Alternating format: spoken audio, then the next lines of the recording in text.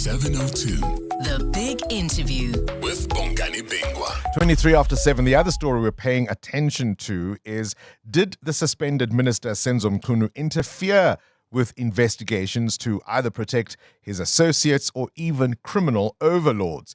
You know, he's been placed on special leave by the president, and as police continue to make arrests, especially of some of the names mentioned by his accuser, the KZN Police Commissioner, Lieutenant General Nhlanhla Mkhwanazi, we're asking now, will the Commission of Inquiry set up by President Ramaphosa get to the nub of the allegations, and will it do so timeously?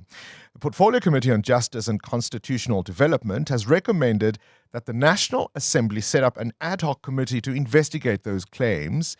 Thobani Zikalala is a political analyst who's going to help us wade through some of these issues. A very good morning to you, sir, and welcome to 702 Breakfast.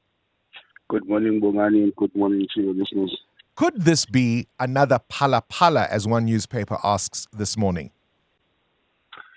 If we look at the magnitude of the allegations and how far-reaching they go, and of course some of the things that we have seen in the past few days with the many arrests which seem to be linked to the allegations that have been made, I think I may agree with some people that this could be the next scandal that rocks the Ramaphosa administration.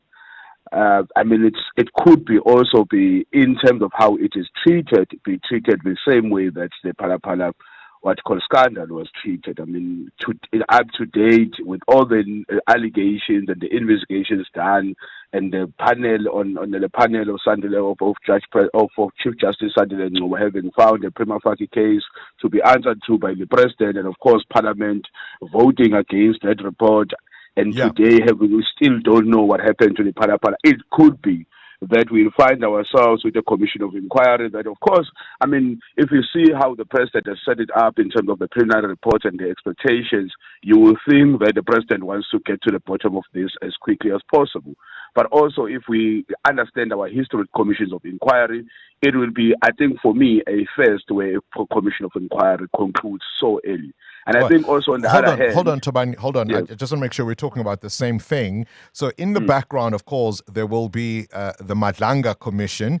But if, as now, we are hearing from Parliament, an ad hoc committee were to be set up, that's what I mean when I say, could this be another Pala? Because, of course, that matter was ventilated in Parliament.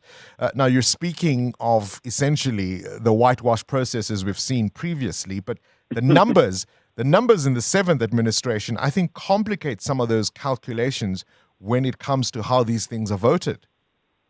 I think it's also, besides just the numbers, it also will test the strength of Parliament. With Pala, the numbers of the ANC were overwhelming, even though there was a report before Parliament, which the Parliament had commissioned that it must be done. The Parliament rejected its own report. We still need our constitutional law experts and parliamentary law experts to help us understand what was done with the Pala report. Okay. I think, of course, with the ad hoc committee and the ideas around the ad hoc committee sitting, I think the Parliament is finally taking responsibility of a member of Parliament and a member of executive who comes before it and seemingly tells lies.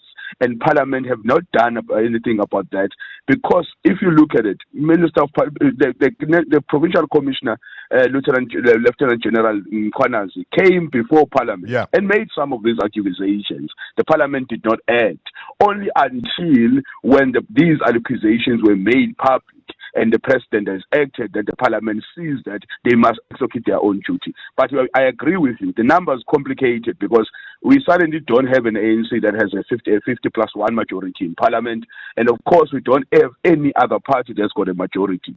Will the opposition parties in Parliament be able to work together to make sure that accountability happens if and when the ad hoc committee finds that there is something wrong that has been done by the Minister Senzo Mchunu?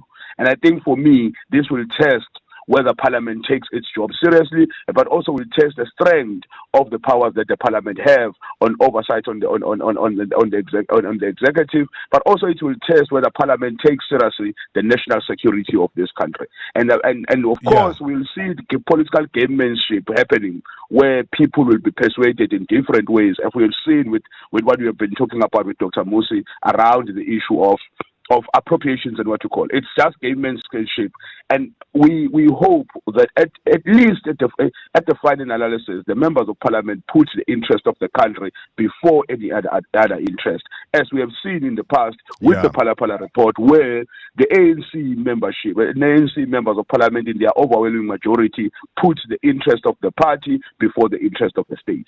All right, we'll leave it there. Thobani Zikalala, political analyst, looking at whether or not an ad hoc committee of Parliament would get to the nub of the allegations against Minister Senzo Mchunu, and what risk then would that mean for running a parallel process? Because, of course, the Madlanga Commission would be in play at the same time.